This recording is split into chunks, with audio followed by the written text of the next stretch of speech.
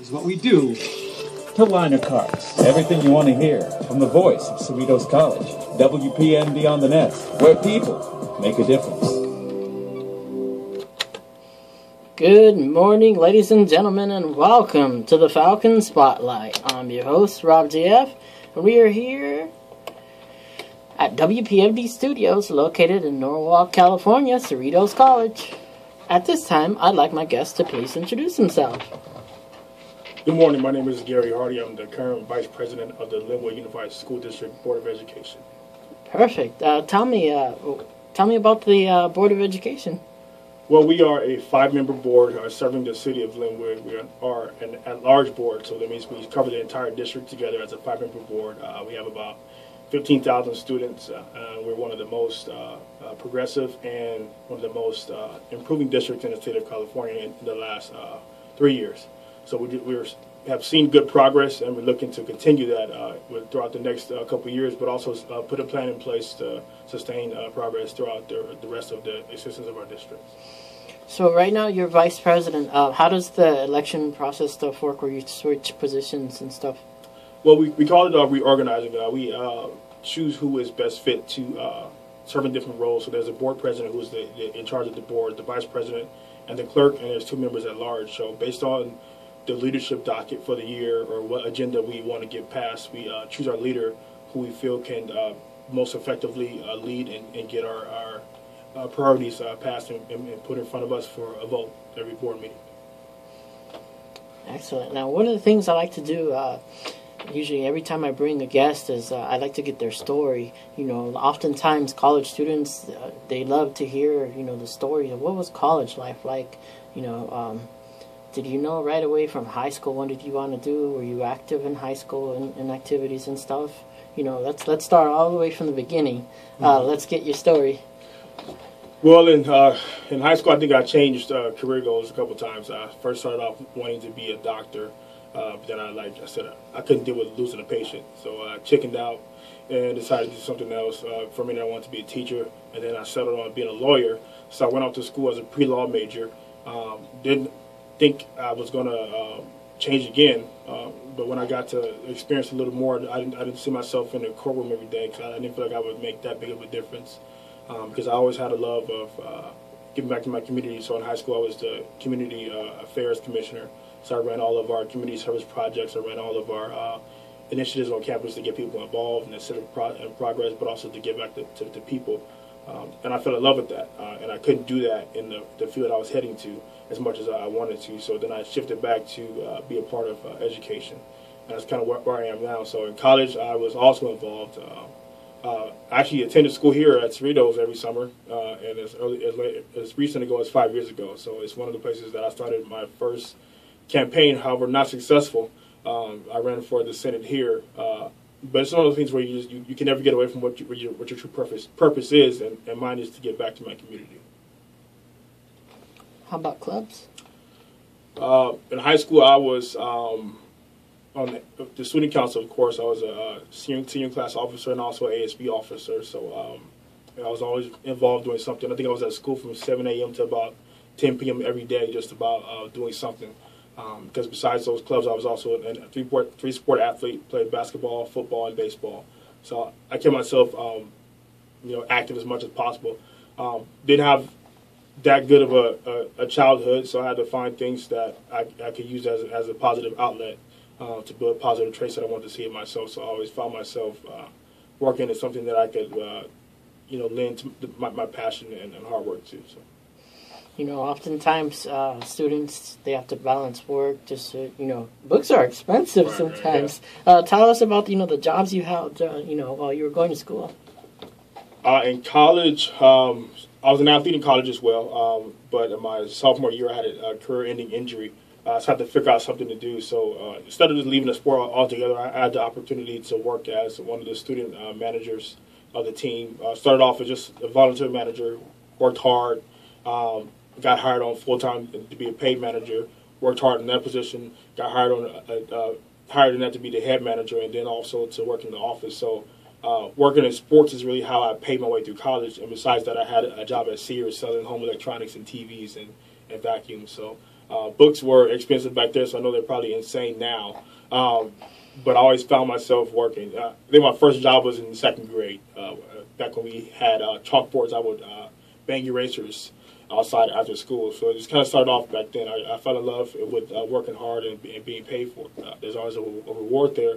But in college, it's one of those things where you have to just search out whatever will help you reach your ultimate goal, which is graduation. So it wasn't really about paying the bills. It was about just kind of surviving at the moment, staying focused, and also a job that helped build skills for my next step in my career. And you actually went, out of state, right? Yes. Tell us about that. So I attended school in North Carolina at Shaw University my very first year. That was a huge transition because, of course, coming from the lovely Southern California weather to the East Coast where, it's hot and muggy in the summer and fall. And in the winter, it's freezing cold. The first time I experienced anything below 50 degrees was out there in North Carolina, but it was just a different place. It was very slow, a lot of green trees. The school was in the state capitol, so we're literally like a block away from the governor's mansion and the state capitol building. But it was a great experience. I think I lend most of my success to that school. It was a historically black university. It was the first HBCU in the South, founded on one of the spots where the Civil War was surrendered. So there's a lot of history there. I got to stand in the places where Dr. King spoke. I got to work in the library where Ella Baker was working at. So just history everywhere you walk. So I think it kind of set the tone for me as to me finding my identity and my purpose. So that experience was great, but financially it wasn't a good decision for me. So I had to transfer back closer to home because at that time there were no direct flights between LA and North Carolina, so I spent about $5,000 in 1 year just in plane tickets. So then I transferred to UNLV right out in Vegas. It's a short 4-hour drive or 30-minute flight. So then I got to work closer in sports. They had a very good law school there, so I felt like it was a good fit for me to be closer to home. Wasn't much of a financial burden for me, but still far enough away where I could be independent and learn by myself and grow as a person. I was the first in my family to go to college, so I had no example to look to. And also, I'm the youngest and only boy out of 5 children, so I had to grow up a little bit. So going away definitely helped me do that. Tell me about the degrees that you got. So my major, first of all, was pre-law, but I got some advice from a lawyer that told me that there's no true pre-law major, and that it's more advantageous for me to learn a skill, so I have a major that will tie into a skill. So I decided to be an English and sociology major.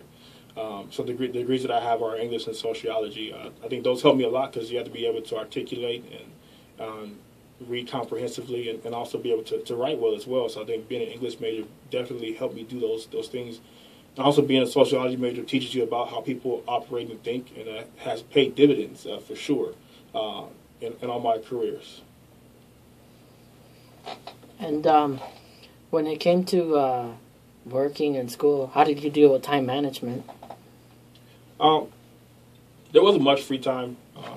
It's just, you have to work hard. You have to make things a priority. You had downtime when you had it, but when there's things to do, you need to do them. You couldn't put them off because working meant that you had limited time to goof off. You want to have fun. Of course, I went to school in Vegas, so I wanted to enjoy the city.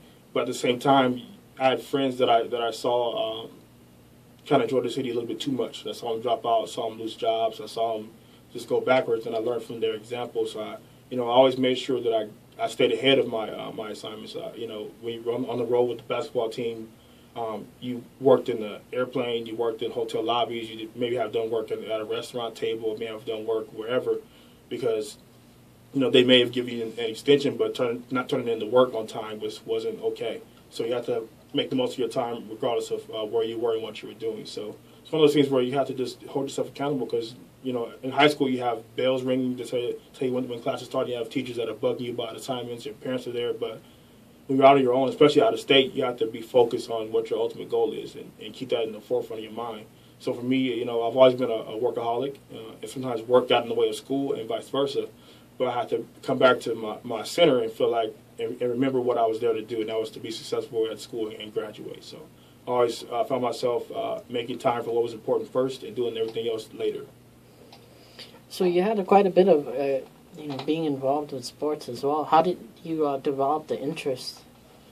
You know, growing up, I had an uncle. He played in the NFL. He played when the LA Rams were here. He played for LA Rams. He played for the Cowboys and the 49ers. And I didn't have my dad around, so I had my uncles who were there for me, and they pushed me to sports from a young age because I would run nonstop around the house. I would always throwing stuff, always kicking something. So I said, look, let's put this energy to good use. So I started playing baseball first, which is my best sport. But I didn't play it that much because they pushed me into football like them. But it really did keep me out of trouble. It kept me focused because sports was my incentive to do well in school. So if I didn't get good grades, then I couldn't play sports. So for me, it was an incentive, but it came natural to me. And I got most athletic in high school because I played all these sports. But it's just one of the things that I found as an outlet. When I was stressed out, I played sports. When I couldn't sleep, I got up and played sports. So it's one of the things that's almost like a therapy to me. So sports also kind of pushed my career because even at UNLV, I got a chance to meet Kobe Bryant after practice one day, and he and I had a chance to talk about just 2 hours. It was just he and I in the gym, 2 hours after practice, just talking about the sports industry and gave me some good advice for my career. But he also recommended me for a job through one of the Laker PR directors, and when I got hired by the Clippers, I didn't even apply for that job. But it's one of those things where it's about who you know. So sports has always been kind of the underlying theme in my career and even my policy now as an educator. Nice. What was that job like? The Clippers job was tough. Back then they weren't as good. I think my first year that we won like 23 games out of 82. You'll be on the phone trying to sell tickets and people would hang up on you. They would laugh at you. They would sometimes curse you out. So it wasn't that fun trying to sell tickets for a bad team, but we did it well. We were one of the best sales teams in the entire NBA.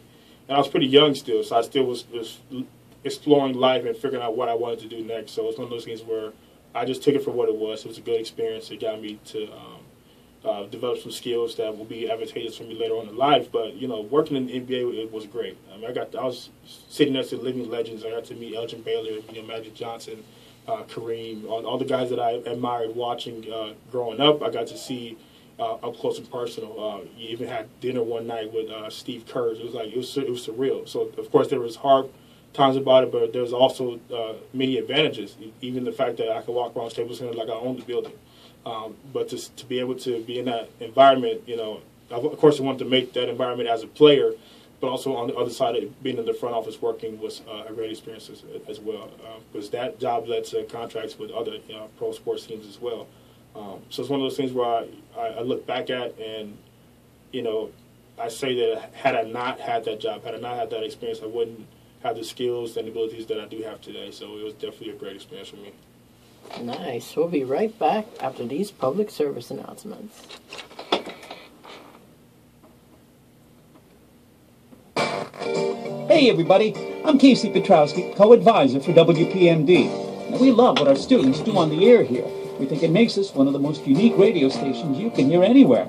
But let me take a second to tell you about what you hear when our students aren't on the air. It's the Rock and Roll Hall of Fame. 60 years of the greatest artists rock and roll has ever given us. Every one of them a Hall of Famer. Our mix goes from the Platters to Prince, from Johnny Cash to Metallica to Public Enemy, and of course, people like the Beatles and Elvis and the Stones and Dylan and Zeppelin and more are there too. If they're in the hall, they're on WPMD. We don't just play the biggest hits. We've got a music universe approaching 5,000 titles. 20 times bigger than a lot of commercial radio stations. We've got the best-known album cuts, anything that reached the top 40 pop, or the top 10 in country, R&B and rock, and even adult contemporary. All of their successes, most of which you'll never hear on the radio anymore, you'll hear here. It's the brightest stars of rock, with a music rotation that won't burn them out. It's the Rock and Roll Hall of Fame, throughout the week, all week, only on WPMD on the net, where people make a difference. Yeah, cuts. Planning on an all-nighter to cram for an exam or write a term paper you've been putting off? If you're thinking about taking prescription stimulant like Adderall or Ritalin that hasn't been prescribed to you by a doctor, you may end up failing further behind. In a big way, using stimulants to get in the zone and focus is not only dangerous, but experts say doing so won't improve your grades over time. But you will put your future at risk. Your best bet to getting good grades is don't procrastinate. Don't skip sleep. For more information about danger of prescription drug abuse, visit www.talkaboutrx.org. A public service message from WPMD on the net, where people make a difference. My favorite thing about music is it's reliable. It's always there. There's nothing to worry about when you do music. It takes my mind off of all of the worries. We used to have a class that would teach you like all this stuff, fun. and then when I'm playing it, I'm like, wow, this is me. I sometimes feel like shock myself. It got cut, I didn't but have anywhere to go we still yet. provide I the played whole drums, experience I through the guitar, I club. played bass, or I It's sang. just that I felt they like don't all have of a the whole sudden I lecture had a thing community and learn behind like a me. lot more. It's wonderful that I'm part of something that gives me great joy. It's now considered just an activity. Your student Kind of in activity. communion with something You got that's budget? sort of like beautiful thing of creativity. There was a lot of increases around you. back behind the scenes immersed stuff when they in it. said, well, they were looking at like which classes to cut. When you and play music, the you turnout, are people playing weren't life. all passing Whatever the class. They were music looking at means statistics. to you. Nobody Just was majoring in it. Brought to you by the NAM So they're like, Foundation. okay, I think we should cut that class. And we are back on WPMD here at Cerritos College, Norwalk, California. I'm your host, Rob JF, and this is Falcon Spotlight. And I'm back here with my guest. Now, you had mentioned that you had an injury. Tell me about it. So I'm not a very tall guy, but I could get up to the rim and dunk if I wanted to. And I did it as much as I could, but what happens is the impact of my knees has kept making the nagging injury worse and worse. So playing football, I kind of got hit with the helmet on the knee, and it started some ligament strains. So when I got to college, getting ready for the season, I partially tore my ACL, which is actually sometimes worse than a full tear because it can't be repaired unless it fully tears. So it's kind of put me at a disadvantage to where I couldn't do what I normally would do, which got me to college and had to kind of make a decision to do what's best for me, and I was to step aside and not kind of waste a spot for a person that could come in and do a good job for our school instead. So I have a partial ACL tear with some bone spurs and arthritis in my left knee, so that kind of inhibits me now. So. And what did you do, to recover from that? Like, I know that, sometimes people can get depressed from, not being able to do something that makes them happy. How did you cope with it?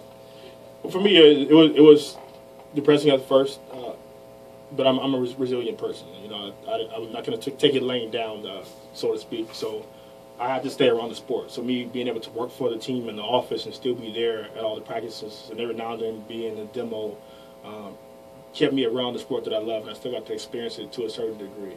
Without the pain and rehab of having to come back from a surgery or an injury, I still got to do what I love to do. So whenever practice was over, I could still use the gym whenever I wanted to. I started coaching high school basketball. I started coaching at youth rec leagues. I started coaching at the summer basketball camp. So I kept it a part of my everyday life. I never let the love of the sport leave me, even though I couldn't physically do it anymore. And then, what's the first thing you did once you finished? You got your degree. So you went to a BA, and then, or they're BAs, both the English and the sociology. Mm-hmm. So you did a double major. Or? Yeah. Cool. So what's the first thing you did after? When I got home, it was funny. I got a call from the LA Clippers, the job that I got recommended to by the Lakers PR director. I didn't apply for it, so at first I thought it was spam. So I kind of ignored it. So then they called again, and I came in for an interview, and it was a group panel interview. Still didn't know much about the job, but I knew I could do it. I was a salesman from my days working at Sears. And it was a sales job, but you were a sales executive, so you sold the full menu of options. You did community service work, you did community outreach events, so it was a pretty encompassing job. But it's supposed to be only a 6-month temporary position. But I did it so well that I held it for over 2.5 years. Did a great job at it. I was good at what I did. I left as salesman of the month in my last month there, but I wasn't happy. It wasn't fulfilling because during this time, we were going through a pretty rough recession here, so I felt conflicted selling people sports tickets to a bad team at the time when people weren't able to pay their mortgage. So I would go home at night and I was feeling unfulfilled. So when I left that job, I did some soul searching. I tried to find the next best thing for me. And I had a friend working for a company who did after-school programming for inner city youth.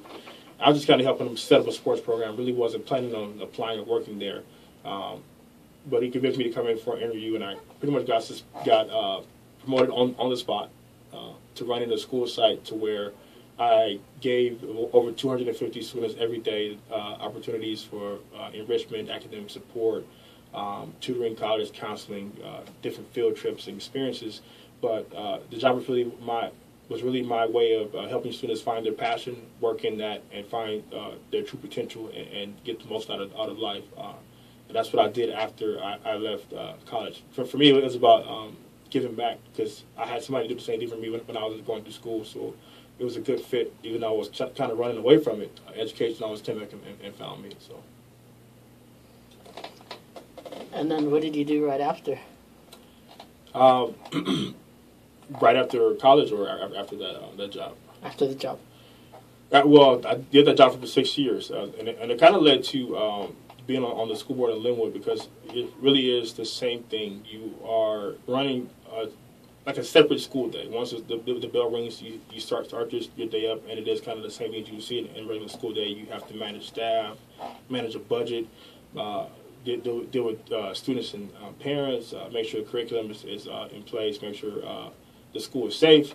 So a lot of things that people want to see out of the school district at large is what I had to do on the campus day in and day out. So that led to me pursuing a vacant seat on the Lynwood School Board, which was left by Jose Luis Salache, who's now the mayor of Lynwood.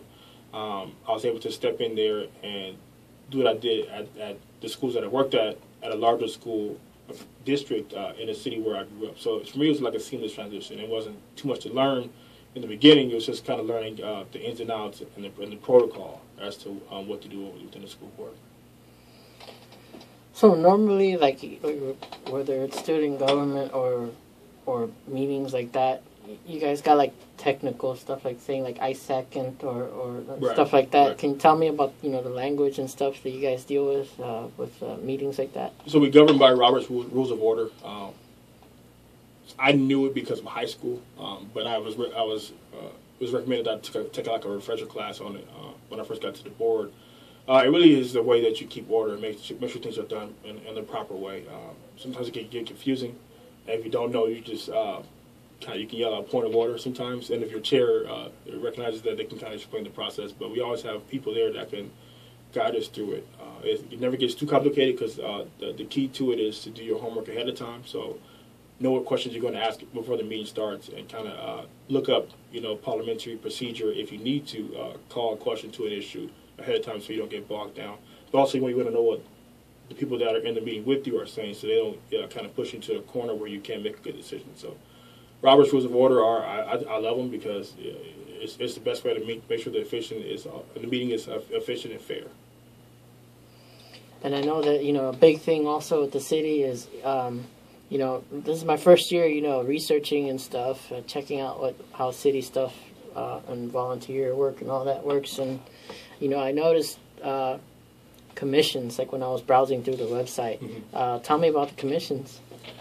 Commissions help elicit the community's voice when it comes to making policy or making sure that we're accountable. We have a personnel commission with the school district, and also a citizens oversight committee, and they make sure that we do our job in the most ethical and moral way. A lot of times you need government that has checks and balances, and that's what their residents do, because they're the most invested in the process.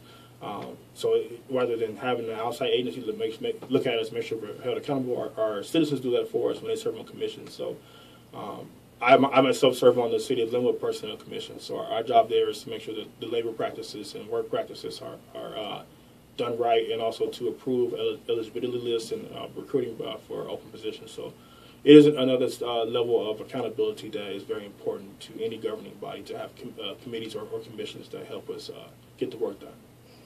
So what's the difference between like the commissions of the district and the city? There really is no difference.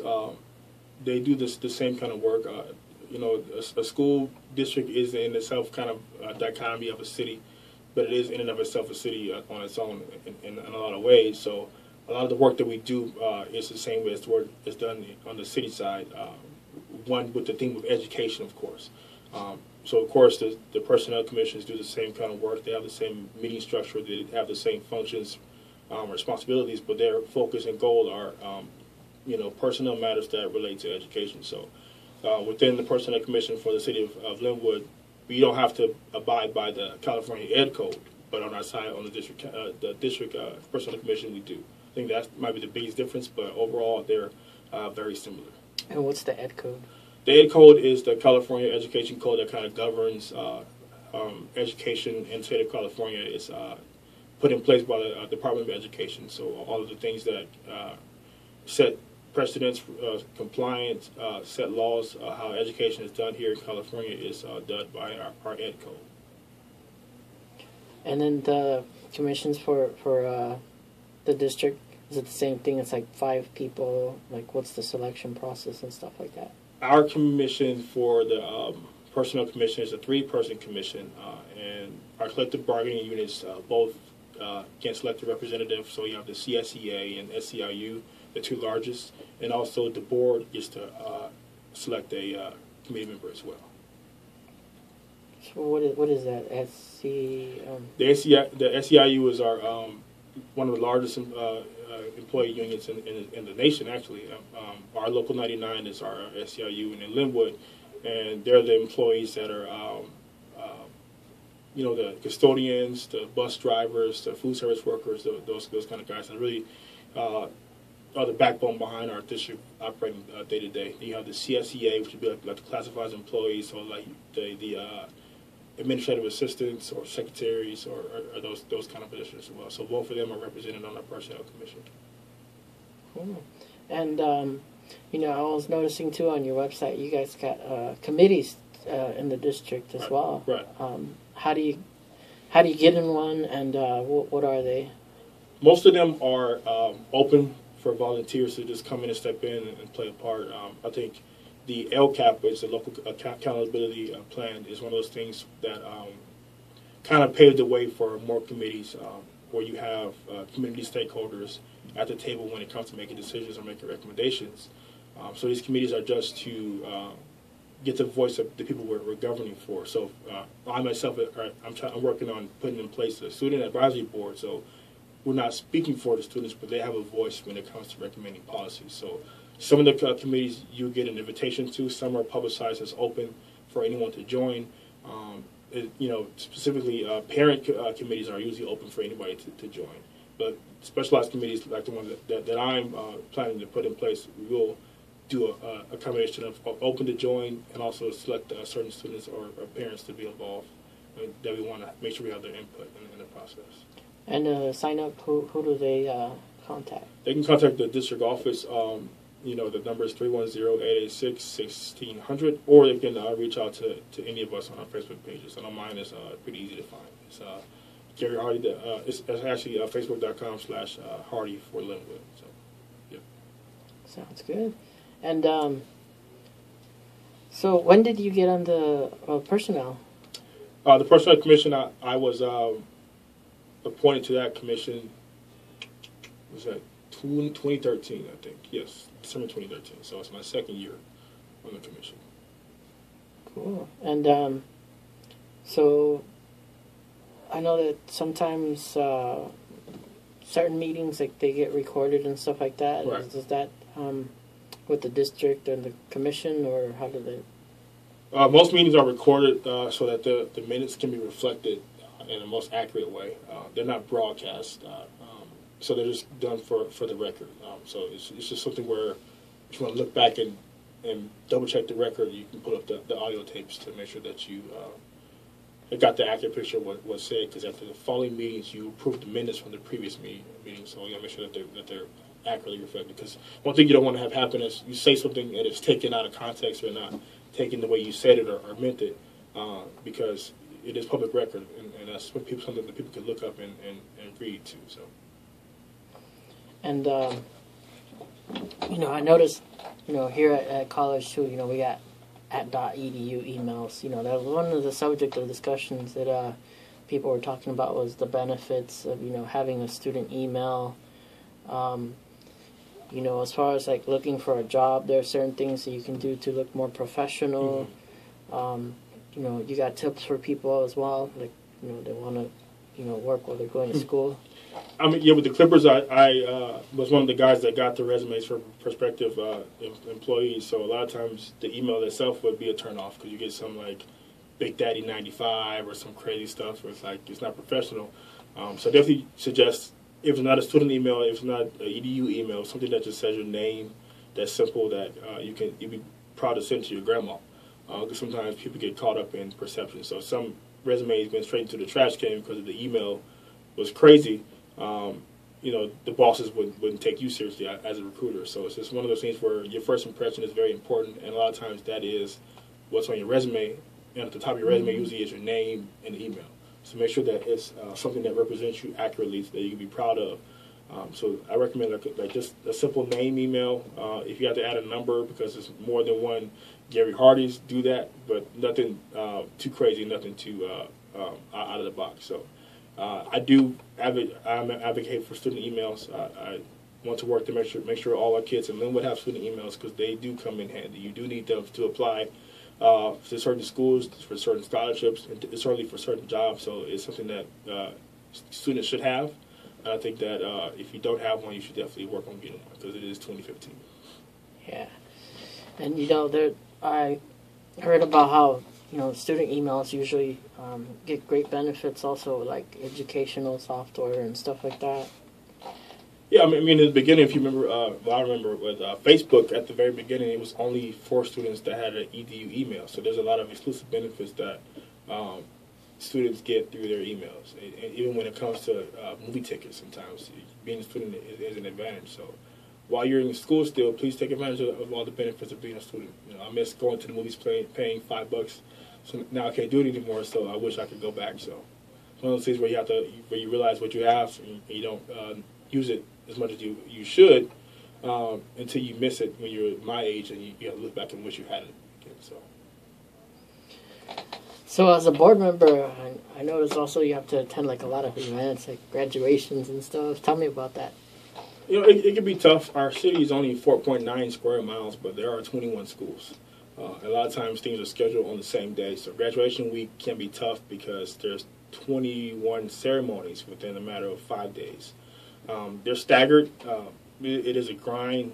Some of us take the vacation that week of graduation to attend all of them. But as much as it is hard work, as much as it is a grind, as much as it is tiring, it is very rewarding to see the benefits of your work as a policymaker because those kids are meeting requirements that you set forth as a board. And if you're a board president, your name's on their diploma or your name's on the program. So you can definitely see firsthand the benefits of why you do what you do. So, you know, for example, this week we have about 4 back-to-school nights, but I love getting out there talking to parents and students because sometimes they have concerns and questions and complaints that you don't hear firsthand, and it's important that you get out there and meet people and see what's going on because you get a better idea of how to govern in your current seat. So it can be tough. I miss a lot of family events. I miss a lot of TV shows I want to watch. I got to DVR a lot of stuff.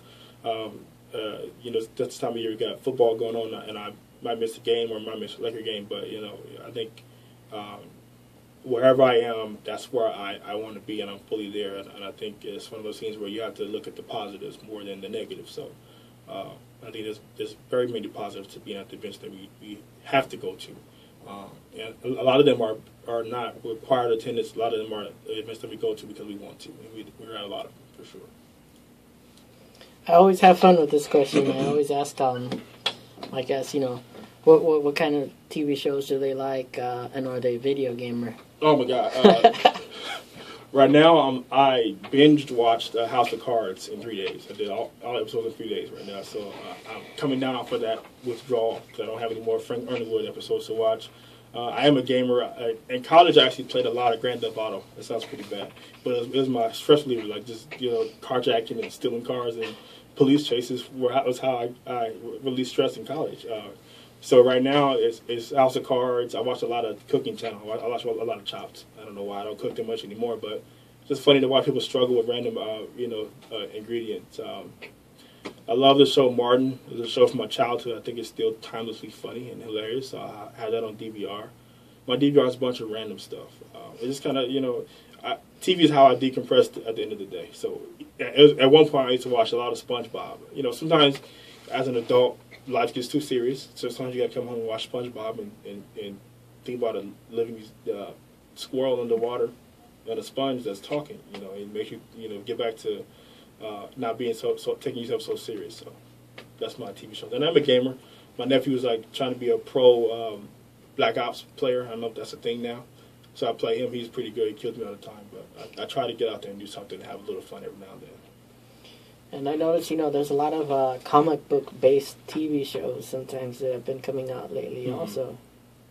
I was in the comics when I was younger, but I wasn't that good at it. I kind of was that kid that watched sports 24/7.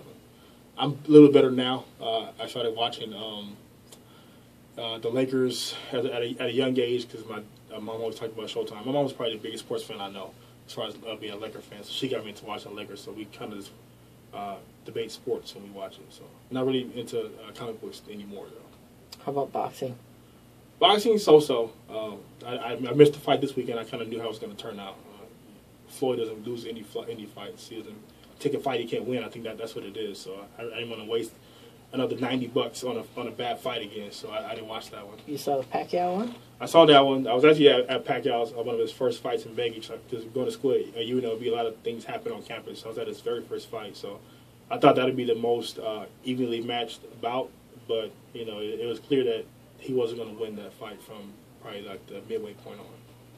So I was pretty upset that I didn't see a better fight, and I paid $90, and it was like a delayed connection and just a bad experience for me with that pay-per-view bill when it came. All right, we'll be right back after these public service announcements. I thought his next fight was going to be free. Hey everybody, I'm Casey Petrowski, co-advisor for WPMD. Now, we love what our students do on the air here. It makes us one of the most unique radio stations you can hear anywhere. But let me take a second to tell you about what you hear when our students aren't on the air. It's the Rock and Roll Hall of Fame. 60 years of the greatest artists rock and roll has ever given us. Every one of them a Hall of Famer. Our mix goes from the Platters to Prince, Johnny Cash to Metallica, Public Enemy. Yeah, he vacated all people like the Beatles and Elvis and the Stones and Dylan and Zeppelin more are there too. If they're in the hall, they're on WPMD. And we don't just play the biggest hits. We've got a music universe approaching 5,000 titles. It's 20 times bigger than a lot of commercial radio stations. We've got the best-known album cuts, anything that reached the top 40 pop or the top 10 in country, R&B and rock, and even adult contemporary. All of their successes, most of which you'll never hear on the radio anymore, you'll hear here. It's the brightest stars of rock with a music rotation that won't burn them out. It's the Rock and Roll Hall of Fame throughout the week, only on WPMD on the net, where people make a difference.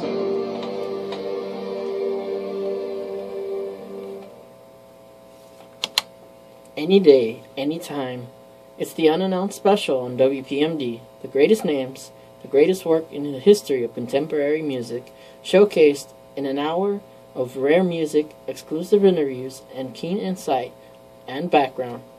Keep listening, because you'll never know when you'll be hearing the unannounced special, only on the voice of Cerritos College, WPMD on the net, where people make a difference. I'm Marlene, and I'm lucky. I have macular degeneration. That's when the blood vessels in your eyes leak, and you can see blind spots in front of you. Eventually, you can go blind. Smokers are a lot more likely to get macular degeneration, and I smoked. I'm lucky because there's a treatment for it. Every month, I sit in a chair with my eyes held open by a retractor. Then the doctor takes a needle and injects medicine right into my eyes. The first time the needle went in, it sounded like an egg cracking. Every time I feel that needle in my eyeball, I wonder why I ever put that cigarette in my mouth. My tip is, smoking wasn't worth going through all this. And I'm the lucky one. Smoking can cause macular degeneration. You can quit. For free help, call 1-800-QUIT now. A message from the Centers for Disease Control and Prevention. And we are back here on the Falcon Spotlight. I'm your host, Rob JF, here at WPMD Studios at Norwalk, California. Now, I always ask my guests this question. Normally, like when it's a student, I'll be like, what was your goal for the semester? But what was your goal for the year? Win the election in November. When you're in the campaign season, that has to be the priority. A lot of things that you do, if not everything you do, has to be towards that goal. For me, I wasn't trying to be a career politician, but for me, when I took the vacant seat on the school board, it was only a 2-year term. And I came in to try to do a lot of great things, but 2 years isn't enough time.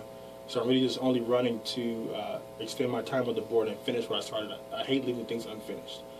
So right now, the goal and focus of this year is to set up a decisive victory so I can continue advocating for... How long is a term? Average term is 4 years. That's the term. So he left right in the middle of his term to serve on the city council, so I just stepped in and filled in that time. But still, sometimes even 4 years isn't enough. So, I'm just one of those people that if I were to leave now and didn't complete all my tasks, I would have a tremendous amount of regret.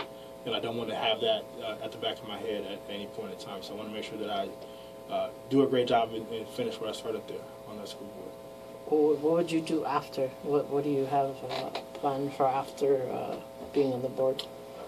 I'm exploring going to law school. It's one thing that I always planned to do, but I kind of got away from it. And I think I want to go into educational law. So that's probably what I'll do next, if not during my next term. But I've fallen in love with advocating for justice within education and advocating for students that were like me going through our school system. So I'm a public school advocate, and I want to continue to do that and also be someone that is an advocate for parents as well, because a lot of times parents don't understand their roles, rights, and responsibilities within their child's education. And it takes somebody that's going to speak with them honestly and openly about what their roles are. Sometimes when kids get older, parents kind of step back. And I found myself talking to a lot of parents recently about not letting go of their kids' hands, so to speak, even though they're in high school or in college for that matter. So I know that there's a lot of students that are first generation. Did you grow up with siblings as well? Like, were you able to give them advice now that you were the one that got to go to school? My sisters don't take much advice because I'm the baby. So I'm the youngest of 5 children. I have 4 older sisters. So I went to school as the first in the family, but the youngest. So it's kind of an interesting experience. One of my sisters did go to pharmacology school, and one is a phlebotomist, one is a business owner, and one is also an administrative assistant. So they all have careers, but I was the first one to go to college. So it's kind of interesting where, I don't know if they saw my example and worked off that, because they probably wouldn't admit that. But it's one of those things where, I didn't need an example to go out and push myself to reach my goals and dreams. I think that's what drove me, because, as you know, in Lynwood, sometimes if you aren't doing positive things, the negative things will get you, whether you like it or not. So for me, I had to get out of my environment. I had to go learn about life and about the world and, make myself better so when I came back, I can be successful. So I think I'm focused on being an example for people that grew up like me in a single-parent household that saw, tragic things, that struggled a lot. At one point, my family and I were homeless. We didn't have much food growing up a lot of times, but we didn't let that stop us from reaching our goals and dreams. I think a lot of times people can make themselves victims of their environment, but I consider myself a victor as I use my environment to push me to be successful, to push me to work harder and do more. So I want to be an example for kids that are like me, that struggle like me, that didn't have an example, that didn't have both parents, that didn't grow up in the best circumstances, but still I was able to be successful in spite of all that they've gone through. There's so many benefits to having mentors and stuff. You mentioned, you had your uncles. Mm-hmm. Tell the audience, the students, about, the benefits of having mentors and people to talk to. Well, it's ironic you asked that question because yesterday morning I got word that my second grade teacher had passed away. And during that time of my life, that was some of the worst experiences with my dad leaving, my dad being addicted to drugs, and really feeling the full weight of domestic abuse at that time. I was going through that phase in second grade, and she was there as a mentor. She wasn't the kind of mentor that would mince words. She was tough. She told you like it is, and she really pushed me to see the positives of a negative. She said that a lot of times people show you how not to be. So my dad was teaching me how not to be, and I got a chance to learn from that. So I really honor her memory today, especially in her passing yesterday. So it's important that you have somebody that you can look up to as an example, but somebody that's going to just be honest with you. That's very important to me. So that led to me establishing the Village Project in the city of Lynwood. It is a call and response to President Obama's initiative, My Brother's Keeper. So I kind of adapted it to what's needed in Lynwood, and that's to make sure that all of our kids in Lynwood, whether you're a boy or girl, no matter where you come from, whether you have both parents at home at all, but you have access to mentors and resources, and that those mentors and resources allow you to experience life in a way that fortifies our kids with all the skills and abilities they need to succeed in the world. I think a lot of times we get focused on surviving, and I think we have all the tools in place where we can thrive now. I think that's what mentors teach us to do. Not just make it, but do so in an exceptional way. You know, and then, I noticed too that once people want to get into like politics and stuff, sometimes there's some beneficial like organizations you could join and stuff like that. Right. Do you have any organizations that you think are beneficial to join and stuff like that as well? If you're young, younger than 35, there's the org called YEO, that's Young Elected Officials. It's a national organization of progressive young leaders that really serve as a network. They help guide you. They help you navigate politics at whatever level you want. So we have people from local government on up to Congress a part of this organization. It's only 10 years old, but there's over 1,000 members now. So there is a new movement of the new generation of politicians there, and it has been very advantageous to be able to interact with people that are going through the things that you're going through, that they can relate to you and give you advice. Starting off, I'm still pretty new. I'm the new kid on the block still, so I have to align myself with mentors that help me navigate and get through and teach me the ins and outs. Sometimes it's just a matter of how you do things, not about what you do. And people that have done it for a while and done it well will teach you how to get through certain things. And then NALEO, National Association of Latino Elected Officials, I'm a part of that as well. They do a lot of professional development where they'll fly you out to different states and parts of the country, and you spend an intensive 3 days or so learning about whatever the topic is for that week. So this week is about the state of Latino education. So there's a summit in D.C. Unfortunately, I won't be there, but you get so inundated with information to where you come home fired up, ready to go with new policy ideas, with new information and new statistics that will help you see an issue in the right ways that you can really make a difference. So the one that I went to that was most impactful was about early education. If I look at one thing as to what is wrong with education in America, it is the lack of early education. And that week of training and professional development really drove home that point. Well, are you a part of anything else, or got anything else going on the side? Right now I'm just trying to be excellent on my level. It's hard to, in a sense, have a personal life during the election season. I try to make time for my family, so I don't try to get involved in too much where I don't have that personal time and having time to spend with my family. So right now, just those two things, and just spending as much time at home, hanging out with my sisters, my mom, my nephew, my daughter as much as possible. Cool. What's your favorite time of the year? Thanksgiving. In my family, you have all kinds of food. You have people. You have the guys out there playing football. The kids now stuck to a video game. But at least we're all in the same house. I have a pretty big family, and if nothing brings people together, food does. Even one time we did a big potluck, and we sat down and said grace to eat, and we had no turkey. So it's pretty funny, but it's one of those things where you look back to and you miss those days because it creates memories. And so Thanksgiving is one of the time of year where I'm most happy. I do listen to Christmas songs 24/7 every now and then because I have my iTunes on shuffle. So sometimes the Charlie Brown Christmas song theme may come on in July, and I'm okay with that. So just that time of the year where it's the holiday season, that's my best time of year.